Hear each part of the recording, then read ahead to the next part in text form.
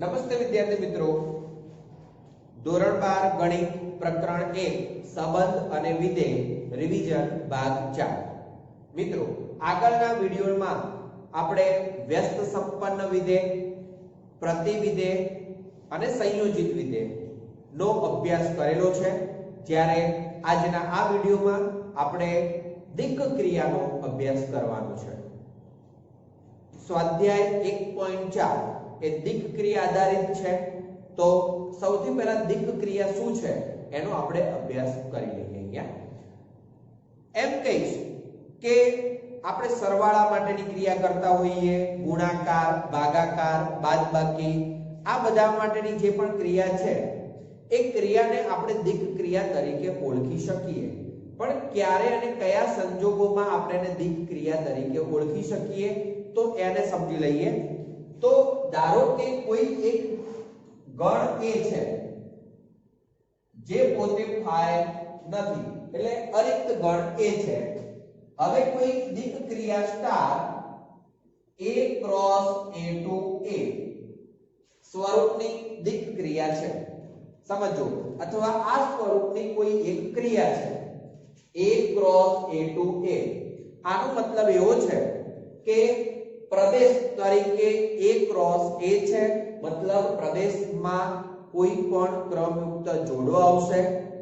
જ્યારે સપ્રદેશ તરીકે ગણ A છે, એનો મતલબ કે ત્યાં ફક્ત ને ફક્ત કિંમતો આવશે, બરાબર।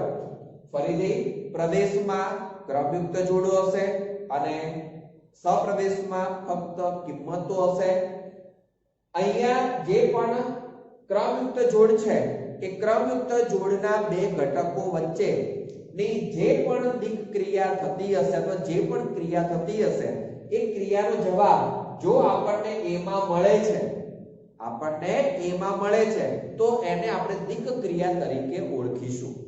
ફરીથી, ક્રમયુક્ત જોડમાં રહેલા બે ઘટકો વચ્ચેની જે પણ ક્રિયા આપી હોય એ ક્રિયા દ્વારા મળતો જવાબ આપણને ગણ A માં મળતો હોય તો જ આપણે એ ક્રિયાને દિક્ ક્રિયા તરીકે ઓળખી શકીએ, બાકી એ દિક્ ક્રિયા કહેવાશે નહીં। હવે આપણે એના માટે ફટાફટ થોડા ઉદાહરણ આપણે જોઈ લઈએ। તો કોણ દિક્ ક્રિયા થઈ શકે, કોણ દિક્ ક્રિયા ન થાય? તો સ્વાભાવિક છે કે ધારો કે સરવાળા માટેનો વિચાર કરું છું, ચલો પ્લસ માટેનો, તો n cross n to n, આનો મતલબ શું થયો? ચલો હવે આના પહેલા તમને બીજી વાત કરું, દિક્ ક્રિયાઓ કેવી કેવી હોઈ શકે તો એનું એક ઉદાહરણ આપું। તો a સ્ટાર b તરીકે a પ્લસ b હોઈ શકે, a માઈનસ b હોઈ શકે, a ગુણ્યા b હોઈ શકે, પછી a ભાગ્યા b હોઈ શકે, a ઇન્ટુ b અપોન 2 હોઈ શકે, a પ્લસ b માઈનસ 3 હોઈ શકે, a માઈનસ b પ્લસ 2 હોઈ શકે, a અપોન b હોઈ શકે, a પ્લસ 2 અપોન b હોઈ શકે, a plus b upon b સ્વરૂપ હોઈ શકે, a into b upon a plus 2 સ્વરૂપ હોઈ શકે। અહીંયા આપણે ઘણી બધી દિક્ ક્રિયાઓ લખી છે। સ્ટારનો મતલબ તમને જે પણ દિક્ ક્રિયા આપેલી હોય તે, તો સમજો આ પ્રકારોની દિક્ ક્રિયા હોઈ શકે। અહીંયા થોડીક લખી છે, એનાથી પણ વિશેષ ઘણી બધી શક્ય છે। તો આવી દિક્ ક્રિયાઓમાંથી આપણે સૌથી પહેલા એ વિચારીએ છીએ કે સરવાળા માટેની દિક્ ક્રિયા। હવે અહીંયા મેં સ્ટારની જગ્યાએ પ્લસ લખ્યું છે, તો પ્લસ લખ્યું છે એનો મતલબ શું થયો કે સરવાળા માટેની દિક્ ક્રિયા છે। કેવા ઘટકો ઉપર? તો આને આધારે સમજવા પ્રયત્ન કરો કે n ક્રોસ n ની ક્રમયુક્ત જોડ, તો એમાં કેવી સંખ્યાઓ આવવાની? બંને પ્રાકૃતિક સંખ્યાઓ આવવાની। હવે એ બે પ્રાકૃતિક સંખ્યાઓનો સરવાળો તો હંમેશા કેવો હોય? પ્રાકૃતિક સંખ્યા જ હશે, બરાબર। તો આની અંદર આપણે એમ કહી શકીએ કે જો અહીંયા પ્લસ લખીએ તો પણ ચાલે ને સ્ટાર લખીએ તો પણ ચાલે। તો સ્વાભાવિક છે કે સ્ટાર AB પ્રમાણે આપણે વિચારીએ તો સ્ટાર AB એટલે કે A પ્લસ B, અને A અહીંયા ઉલ્લેખ કરું છું કે A અને B બંને n માં છે, તો A પ્લસ B પણ હંમેશા ક્યાં જશે? n માં થશે તો માટે શું કહી શકાશે તો કે દિક ક્રિયા છે ધારો કે આની આ જ વસ્તુ બાદબાકી માટે વિચારીએ તો આ દિક ક્રિયા છે ચલો આનું બીજું ઉદાહરણ જોઈએ બાદબાકી માટે n ક્રોસ n2n શું બાદબાકી માટે દિક ક્રિયા શક્ય છે તો ના કહું છું તમને કેમ તો સમજી લો કે આનો મતલબ એવો થયો કે સ્ટાર ab a b આ a b પણ ક્યાં સમાવા જોઈએ n માં સમાવા જોઈએ પરંતુ એ n માં ક્યારે સમાઈ શકે તો કે જ્યારે a મોટા હોય અને b નાના હોય ત્યારે જ એમની બાદબાકી n માં સમાઈ શકે પરંતુ n ક્રોસ n ની ક્રમયુક્ત જોડ તરીકે a ઘટક નાના હોય b મોટા હોય એવી પણ ક્રમયુક્ત જોડો શક્ય બને છે તો માટે એ વખતે a b n માં આવી શકે નહીં તો કે દરેક વખતે એ n માં આવવું જોઈએ સમજો કોઈ એક વખત પણ નથી આવતું તો આ દિક્રિયા ચાલે નહીં તો કે does not belongs to n અને માટે શું કહેવાય દિક ક્રિયા નથી અહીંયા છે તો રાઈટ કર્યું છે નથી તો ક્રોસ કર્યું છે સમજો આની આ જ પ્રકારની દિક ક્રિયા એક આવી લઈ લઈએ z ક્રોસ z2z સમજો કોઈ પણ બે પૂર્ણાંક સંખ્યાઓની ક્રમયુક્ત જોડ આપણે વિચારીએ તો કે ab a b સમજો a અને b બંને પૂર્ણાંક સંખ્યાઓ છે બંને પૂર્ણાંક સંખ્યાઓ હોય તેમની બાદબાકી હંમેશા પૂર્ણાંક જ થાય અને એ હંમેશા z માં સમાવવાની છે તો એનો મતલબ કે આ વખતે એ દિક ક્રિયા છે સમજી લેજો અહીંયા ગણ બદલાયો છે તો દિક ક્રિયા થઈ ગઈ છે ભલે બાદબાકી જ છે બરાબર છે તો એનો મતલબ એવો થયો કે ભાઈ બાદબાકી હોય કે કોઈ પણ પ્રકારની દિક ક્રિયા હોય એ સૌપ્રથમ તેના ગણ ઉપર આધાર રાખે છે બરાબર જેમ જેમ ગણ બદલાય છે તો એમ એ દિક ક્રિયા હોઈ પણ શકે છે અને દિક ક્રિયા ન પણ હોઈ શકે ક્લિયર તો આ રીતે હવે ધારો કે આપણે ભાગાકારનો વિચાર કરીએ ચલો ગુણાકાર માટે વિચારીએ તો ગુણાકાર માટે અહીંયા આ શક્ય છે આ પણ શક્ય છે એટલે કે n ક્રોસ n2 n પણ શક્ય છે z ક્રોસ z2 z પણ શક્ય છે ગુણાકાર માટેની વાત કરું છું ભાગાકાર માટેનો વિચાર કરીએ તો ભાગાકાર માટે n ક્રોસ n વાળું કે z ક્રોસ z વાળું શક્ય નથી કેમ શક્ય નથી તો આપણે જોઈ લઈએ કે ધારો કે z ક્રોસ z2 z વિચારું છું તો ખરેખર થાય શું તો કે star AB equal to A upon B હવે વિચારો કે દરેકે દરેક પૂર્ણાંક ક્રમયુક્ત જોડો માટે બેનો ભાગાકાર શું પૂર્ણાંક હોય એવું શક્ય છે હું એમ કહું અહીંયા 1 છે અહીંયા 2 છે તો 1 upon 2 એ પૂર્ણાંક કહેવાય તો કે ના કહેવાય મતલબ એ અપૂર્ણાંક છે અપૂર્ણાંક છે તો એ z માં હોઈ શકે નહીં તો કે does not belongs to z એનો મતલબ કે આપેલી ક્રિયા એ દિક ક્રિયા નથી બરાબર છે તો અહીંયા મેં સરવાળા બાદબાકી માટેનો વિચાર કર્યો છે એવી જ રીતે સમજો કે r માટે આપણે વિચાર કરતા હોઈએ તો r ક્રોસ r2 r માટે મોટા ભાગની દિક ક્રિયાઓ શક્ય બનશે કેમ કારણ કે કોઈ પણ બે સંખ્યાનો ગુણાકાર હોય કે ભાગાકાર હોય સરવાળો બાદબાકી ગમે તે હોય તો એમનો જવાબ હંમેશા તમને વાસ્તવિક સંખ્યા તરીકે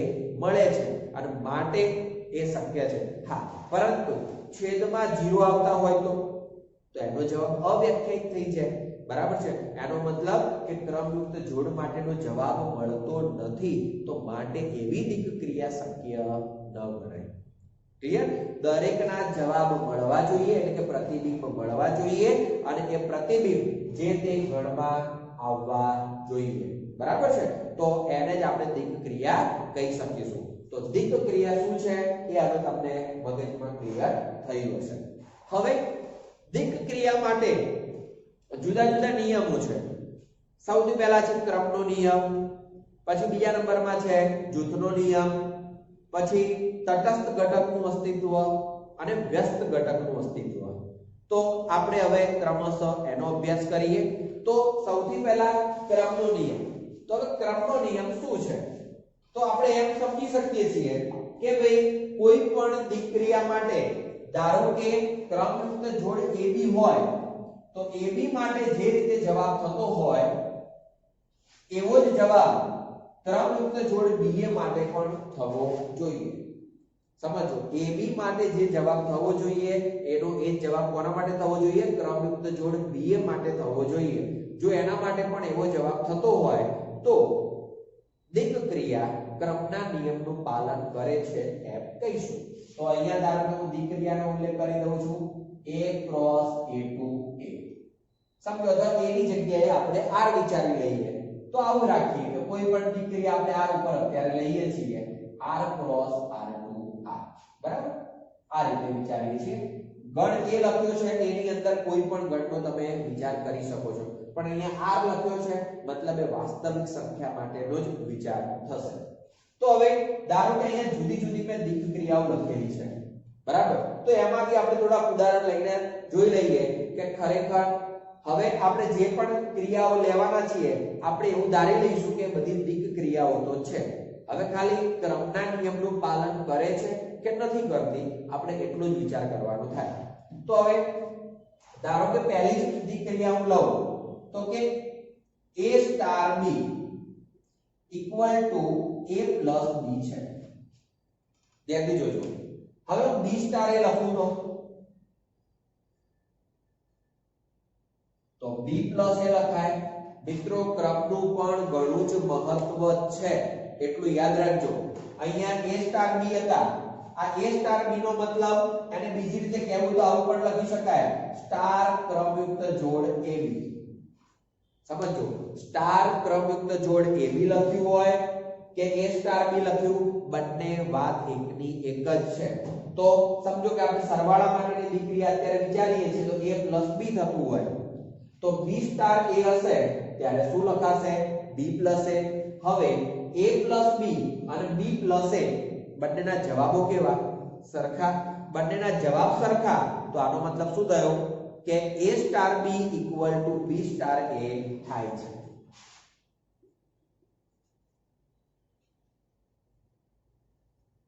અને માટે અહીંયા જે આપેલી દિક ક્રિયા છે, બરાબર, એ દિક ક્રિયા ક્રમના નિયમનું પાલન કરે છે. તો ક્રમનો નિયમ હવે શું થયો કહેવાય કે કોઈ પણ દિક ક્રિયા માટે ક્રમયુક્ત જોડ AB નો વિચાર કરતા હોઈએ તો કે A star B equal to B star A થાય તો સ્ટાર દિક ક્રિયા ક્રમના નિયમનું પાલન કરે છે. A star B equal to B star A થાય તો ક્રમના નિયમનું પાલન કરે છે. અહીંયા ઉલ્લેખ કરી દઉં ક્રમનો નિયમ.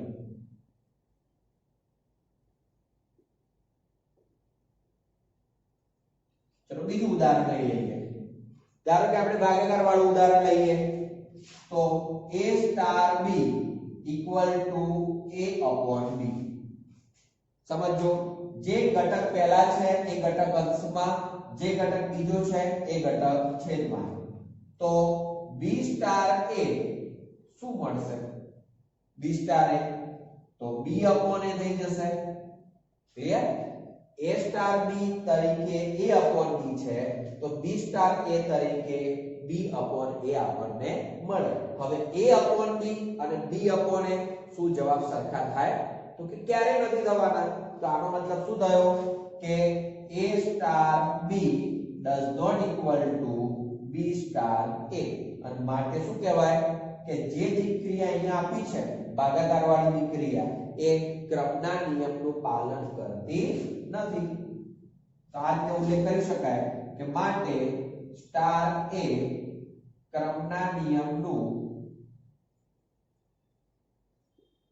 પાલન કરે નહીં. ઓકે, ચલો ત્રીજું ઉદાહરણ લઈ લઈએ. ધારો કે આમાંથી ગમે તે લઈ લઈએ. ચલો આ ઉદાહરણ આપણે રાખી દઈએ કે A star B equal to A plus B minus 3. હવે જુઓ, જે પણ બે ઘટકો છે એ બે ઘટકોનો સરવાળો અને સરવાળામાંથી આપણે 3 બાદ કરીએ છીએ. બરાબર અહીંયા b સ્ટાર એ આપણે લખીએ તો શું મળશે b plus a minus 3 આ જ નિયમ પ્રમાણે તમારે વિચારવાનું છે તો હવે a plus b minus 3 લખો કે b plus a minus 3 લખો એમનો જવાબ હંમેશા કેવો થશે સરખો થશે તો આ બંને જવાબ સરખા છે તો આનો મતલબ શું થશે માટે a star b equal to b star a અને માટે સ્ટાર a ક્રમના નિયમનું પાલન કરે છે ક્લિયર ચોથું ઉદાહરણ લઈ લઈએ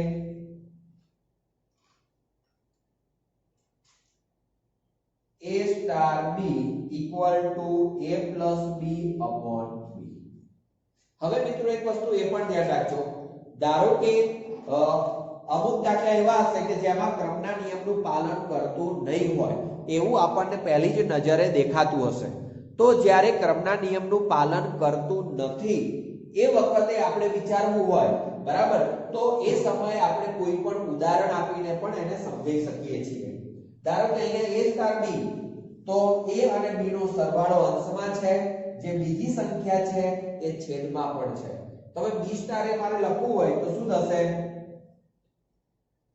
b સ્ટાર એ મારે લખવું હોય તો શું લખાય કે આ બંનેનો સરવાળો એટલે કે b plus a અને જે બીજા નંબરની સંખ્યા છે એ છેદમાં છે બીજા નંબરની સંખ્યા અહીંયા a છે તો a છેદમાં આવશે તો કે b plus a upon a જુઓ આ પદ અને આ પદને ધ્યાનથી જુઓ શું બંને સરખા દેખાય છે તો કે ના સરખા નથી દેખાતા તો માટે શું કહેવાય a star b does not equal to b star a અને માટે સ્ટાર a ક્રમના નિયમનું પાલન કરે નહીં ક્લિયર તો એક આ રીતે હવે આ જે છે એને આપણે કોઈ ઉદાહરણ તરીકે વિચારીએ સમજો કે AB ક્રમયુક્ત જોડ R ક્રોસ R માંથી આપણે લઈએ છીએ AB ક્રમયુક્ત જોડ ક્યાંથી લઈએ છીએ મેં તમને આગળ વાત કરી કે A સ્ટાર B એ ખરેખર શું છે સ્ટાર AB છે બરાબર અને એનો મતલબ કે AB ક્રમયુક્ત જોડ આપણે ક્યાંથી વિચારવાની છે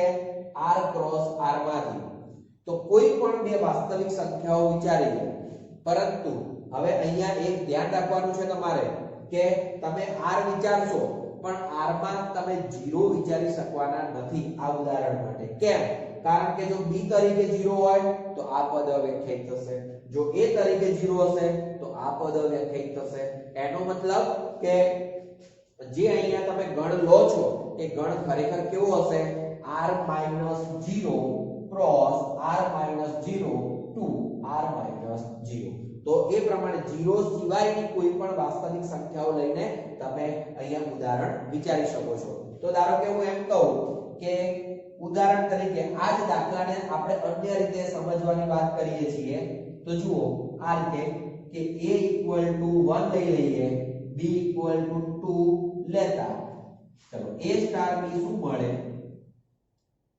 તો 1 + 2 upon 2 એનો મતલબ કે 3/2 થયા ચલો એવી રીતે અહીંયા b સ્ટાર a શું મળશે તો કે b + a upon a ચલો b તરીકે કેટલા હતા 2 a તરીકે કેટલા છે 1 upon 1 તો કે 3 upon 1 એટલે કે 3 તો હવે જુઓ અહીંયા a સ્ટાર b તરીકે 3/2 છે b સ્ટાર a તરીકે 3 છે બંનેના જવાબ કેવા મળ્યા છે જુદા જુદા મળ્યા છે તો આપણે કહી શકીએ કે આપેલી દીક્રિયા ક્રમના નિયમનું પાલન કરતી નથી પણ મિત્રો ઉદાહરણ તમે ક્યારે લઈ શકો છો જ્યારે ક્રમના નિયમનું પાલન ન થતું હોય ત્યારે જો ક્રમના નિયમનું પાલન થતું હોય તો આપણે ઉદાહરણ લઈ શકીએ નહીં ધારો કે એમ સમજીએ કે આ જ દાખલો છે બરાબર તો એની અંદર ક્રમના નિયમનું પાલન થાય છે તો હવે એને મારે જો અન્ય રીતે લખવું હોય તો એને આવું પણ લખી શકું છું કે a સ્ટાર b ઇક્વલ ચલો આવું લખેલું છે તો કે a plus b minus 3 હવે a plus b minus 3 લખીએ કે b plus a minus 3 લખીએ બંનેના જવાબમાં કોઈ ફરક પડે તો કે ના પડે તો હવે જોજો a સ્ટાર b હતા તો તો a પહેલા હતા, b એના પછી હતા, બરાબર. એનો મતલબ કે a + b - 3 લખ્યા હતા. હવે તમે b + a - 3 લખો છો તો એના બરાબર શું લખી શકાય? b સ્ટાર a લખી શકાય. તો આનો મતલબ એવો થયો કે a star b = b star a, અને માટે સ્ટાર a ક્રમના નિયમનું પાલન કરે છે.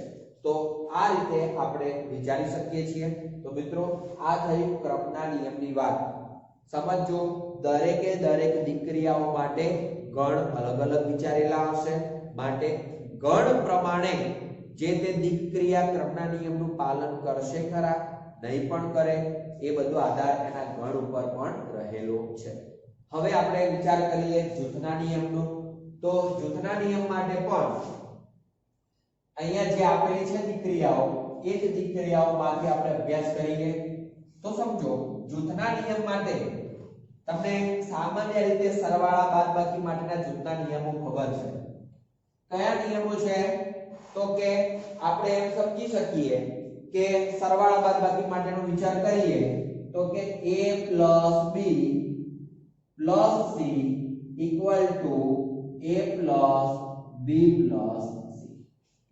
સમજી લેજો, અહીંયા સરવાળા માટેના જૂથના નિયમ માટેનું મેં પદ લખ્યું છે, બરાબર, જેમાં સૌથી પહેલા a અને b નું જૂથ છે, બરાબર.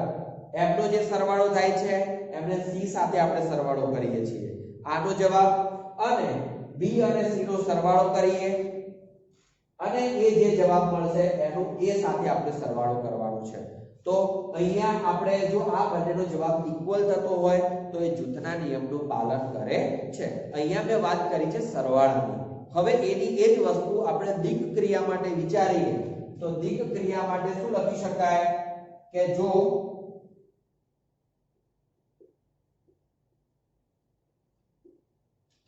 કે a star b star c = a star b star c. સમજો, પહેલા a અને b ની દીકરીયા કરવાની, જે જવાબ આવે છે એની c સાથેની દીકરીયા કરવાની છે. એવી જ રીતે અહીંયા b અને c ની દીકરીયા કરવાની છે, એનો જે જવાબ આવે છે એની a સાથેની દીકરીયા કરવાની છે. અને જો એ છતાં પણ બંનેના જવાબો સરખા મળે આપણને તો આપણે કહી શકીએ કે શું છે, આપેલી દીકરીયા એ જૂથના નિયમનું પાલન કરે છે, બરાબર. તો હવે એના માટે આપણે જુદા જુદા ઉદાહરણ લઈને સમજવા પ્રયત્ન કરીએ. મિત્રો અહીંયા ગણ કોઈ પણ હોય એનો હું અત્યારે વિચાર કરતો નથી, હું સીધી જ દિક ક્રિયા લઈને તમને સમજાવું છું. તો સમજો પહેલું એક ઉદાહરણ આપણે કોઈ પણ લઈ લઈએ. ચલો ધારો કે આ ઉદાહરણ આપણે લઈએ છીએ, ઓકે. તો કે a star b = a * b/2 છે. હવે આપણને ખબર નથી કે ખરેખર આ જૂથના નિયમનું પાલન કરે છે કે નથી કરતું, પરંતુ મિત્રો તમે જેટલી પ્રેક્ટિસ કરશો એટલું તમને તરત ખ્યાલ આવશે કે જૂથના નિયમનું પાલન કરશે કે નહીં કરે. તો અહીંયા જે દાખલો છે એ ખરેખર જૂથના નિયમનું પાલન કરે છે. હવે આપણે ગણીશું ત્યારે ખબર પડશે. તો ચલો જૂથના નિયમ માટે આ એક ડાબી બાજુ છે, એક જમણી બાજુ છે. તમે એવું પણ લખી શકો છો, અથવા a star b star c લખો અને એવી રીતે a star b star c લખો તો પણ ચાલશે. તો ચલો હું આ રીતે લખું છું, a star b star c. હવે વિચારો, પહેલું કામ મારે કોના માટે કરવાનું? a સ્ટાર b માટે. તો a સ્ટાર b માટેનું કામ છે તો શું લખાશે? a * b/2 star c. હવે હું એમ કહું છું, થોડીક વાર માટે આ જે પદ છે એને તમે d તરીકે વિચારી લો. થોડીક વાર માટે આ જે પદ છે એને શાના તરીકે વિચારી લો? d તરીકે. તો d સ્ટાર c છે. હવે d સ્ટાર c હોય તો આ નિયમ પ્રમાણે શું લખાય? d * c/2 લખાય. d * c/2 લખાશે. તો ચલો d એટલે કે a * b/2 * c/2. મિત્રો ફરીથી સમજો, અહીંયા જે પણ બે પદો છે એ બંને પદોનો ગુણાકાર અને વધારાના છેદમાં 2. અહીંયા જે બે પદો છે એ બંને પદોનો ગુણાકાર અને છેદમાં વધારાના 2. તો ખરેખર હવે આ પદ જે છે એને હું શું લખી શકું તો કે abc upon 4 લખી શકાશે. બરાબર. તો આ થઈ ગયું એની ડાબી બાજુ આપણે ગણી. હવે જમણી બાજુનો વિચાર કરીએ. તો જમણી બાજુ માટે a star b star c. જુઓ પહેલું કામ કોના માટે કરીશું તો કે b સ્ટાર c માટેનું કામ આપણે કરવાનું છે તો કે a star b into c upon 2. Okay. હવે આ a છે આને ધારો કે તમે d તરીકે લઈ લો તો a સ્ટાર d હોય તો a into d upon 2 લખી શકાય. તો એ નિયમ પ્રમાણે a into b into c upon 2 અને ખરેખર એનું સાદુરૂપ આપીએ તો ગુણાકાર છે એના કારણે abc upon 4. તો હવે તમે બંનેમાં જુઓ કે આની અંદર જે જવાબ મળ્યો છે એ જવાબ અહીંયા પણ મળ્યો છે. એનો મતલબ કે બંનેના જવાબો કેવા થયા એક જ સમાન થયા છે. તો માટે આપણે શું લખી શકીએ a star b star c equal to a star b star c.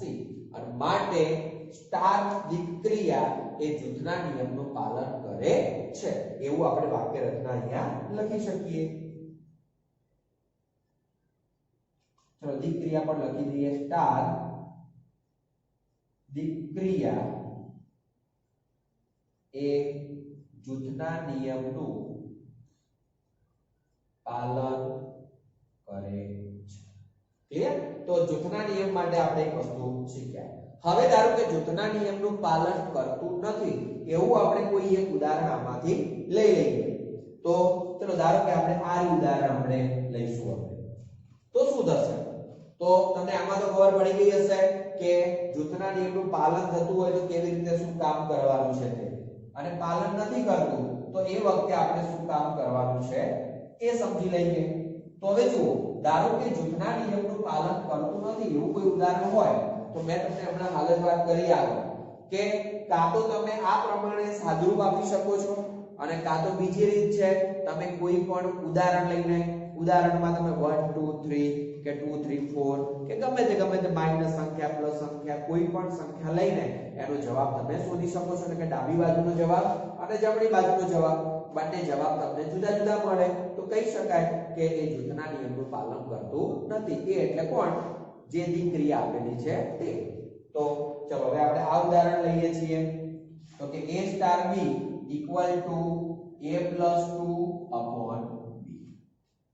હવે આપણે આનો વિચાર કરીએ તો a star b star c equal to ચલો શું થશે તો a સ્ટાર b એટલે તો આપણે આ રીતે લખી શકવાના a plus 2 upon b star c. મિત્રો હવે દીક્રિયા જે છે એને ધ્યાનથી સમજજો કે જે તમારી દીક્રિયા છે એમાં જે પ્રથમ પદ છે એને તમે એની અંદર 2 ઉમેરો છો તો એ અંશ આવશે. જે બીજું પદ છે એને સીધું તમારે છેદમાં લખી દેવાનું છે. એનો મતલબ કે પ્રથમ પદમાં 2 ઉમેરીને અંશમાં લખવાના છે અને બીજું પદ છેદમાં લખી દેવાનું છે. તો એવી રીતે આપણે લખવા જઈએ તો પ્રથમ પદમાં 2 ઉમેરવાના છે a plus 2 upon b plus 2 એ પદ અંશમાં લખ્યું અને જે બીજું પદ જે છે એને આપણે ક્યાં લખીશું તો કે છેદમાં લખીશું. હવે લસા લઈને આનો સાદુરૂપ આપીએ તો અંશમાં શું લખાય આ b લસા લઈશું તો કે a plus 2 plus 2b અને એ જ b ક્યાં આવશે હવે છેદમાં તો કે b into c. તો મિત્રો આ આપણને ડાબી બાજુ તરીકે આવું પદ મળે છે. હવે આપણે જમણી બાજુનો વિચાર કરીએ તો કે a star b star c. ચલો જમણી બાજુમાં સૌથી પહેલા આપણે b સ્ટાર c નો વિચાર કરીએ તો b સ્ટાર c નો વિચાર કરીએ તો આપણને શું મળશે તો કે b સ્ટાર c તરીકે a સ્ટાર, ચલો આ જ નિયમ પ્રમાણે પ્રથમ ની જોડે 2 ઉમેરવાના છે અને બીજું પદ જે છે એને આપણે છેદમાં લખવાના છે, બરાબર. હવે ફરીથી એનો એ જ નિયમ, પ્રથમ ની જોડે 2 ઉમેરવાના છે અને આ બીજું પદ જે છે એને છેદમાં લખવાનું છે. એનો મતલબ કે a + 2 upon b + 2 upon c. તો જુઓ આ આખું પદ આપણે છેદમાં લખી દીધું છે. હવે એ છેદમાં લખ્યું છે તો c ક્યાં જશે? છેદના છેદમાંથી અંશમાં આવશે. એનો મતલબ કે a + 2 * c upon b + 2. c ને તમારે ગુણવા હોય તો ગુણી શકો છો. તો કે a * c + 2 * c upon b + 2. તો આ પ્રમાણે આપણને એની જમણી બાજુ મળે છે. હવે તમે ડાબી બાજુ અને જમણી બાજુ પર નજર કરો. બંને કેવા મળ્યા છે? જુદા જુદા મળ્યા છે. તો જુદા જુદા મળ્યા છે તો આનો મતલબ શું કહેવાશે? કે દિક્ ક્રિયા એ જૂથના નિયમનું પાલન કરતી નથી. તો આ પ્રમાણે ઓકે આપણે વિચારી શકીએ છીએ. હવે મિત્રો એ પ્રમાણે અહીંયા મેં ઉદાહરણ લખેલા છે. બુકમાં પણ તમને ઘણા બધા ઉદાહરણો આપ્યા છે. તો એ ઉદાહરણોનો તમે આ રીતે અભ્યાસ કરી શકો છો કે કોણ જૂથના નિયમનું પાલન કરે છે, કોણ નથી કરતું, બરાબર છે. આની અંદર તમે ઉદાહરણ લઈને પણ લઈ શકો છો. ધારો કે a b અને c તરીકે 1 2 3 લઈ લો. એની જે ડાબી બાજુ આવે છે એ જુઓ, એની જે જમણી બાજુ આવે છે એ જુઓ અને પછી બંને સરખી છે કે નહીં, બરાબર. સરખી નથી એના માટે જ આપણે ઉદાહરણ લઈશું, માટે કે જૂથના નિયમનું પાલન કરતું નથી. પરંતુ મિત્રો દરેક વખતે તમને ખબર પડે એવું જરૂરી નથી કે જૂથના નિયમનું પાલન કરે છે કે નથી કરતું. તો હું તો તમને એમ જ કહીશ કે બેટર દેન તમે આ જ રીતનો ઉપયોગ કરવાનો પ્રયત્ન કરો. જો તમે એક વખત સમજેલા હશો તો સરળતાથી તમે અહીંયા સાદુરૂપ આપી શકવાના છો, બરાબર. કશું અઘરું નથી. તો તમે આ રીત કરશો તો તમને ખબર પડી જશે. જો સરખું હશે તો કે પાલન કરે છે અને સરખું નહીં હોય તો પાલન કરતું નથી. તો પછી અહીંયા ઉદાહરણ લેવાનો કોઈ મતલબ રહેશે નહીં. તો મિત્રો આ વિડીયોમાં આપણે આટલા સુધી રાખીએ છીએ. નેક્સ્ટ વિડીયોમાં આપણે તટસ્થ ઘટકનું અસ્તિત્વ, પછી વ્યસ્ત ઘટકનું અસ્તિત્વ દિક્ ક્રિયા માટે અને સ્વાધ્યાયમાંથી કોઈ એવા ડિફિકલ્ટ ક્વેશ્ચન હશે તો આપણે એનો અભ્યાસ કરીશું. તો મિત્રો આજનો વિડીયો ધ્યાનથી તમે જોઈ લેજો અને જરૂરિયાત મુજબ તમે લખી પણ લેજો. Thank you. જય હિન્દ.